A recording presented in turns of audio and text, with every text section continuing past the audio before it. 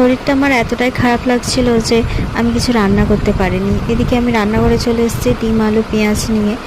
তো বরের কাজে থেকে আসার সময় হয়ে গেছে, তো ওকে তো আমি বলতেও পারি না যে খেটে খুটে এসছে যে তুমি একটা কিছু বানিয়ে খেয়ে নাও।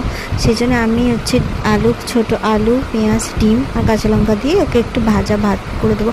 আসলে কি বলো তো, আমাদের জীবনে এমন মানুষের প্রয়োজন, এমন একজন অন্তত মানুষের প্রয়োজন যারা দুঃখের সময় অন্তত পাশে থাকে, বা ভালো সময়ে যেমন পাশে থাকে খারাপ সময়টাও তেমন বুঝতে পারে।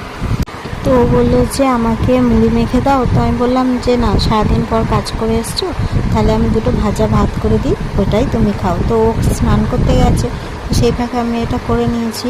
কি বলো তো, যখন শরীর ভালো লাগবে না, যখন মানে কাছের মানুষটা যখন বলবে যে থাক কিছু করতে হবে না, আমি এটা মানিয়ে নিচ্ছি, মানে সে করুক আর না করুক না, মানে এই কথাটুকু যদি বলে একটা মেয়ের কাছে মানে অনেক পাওয়ার কথা।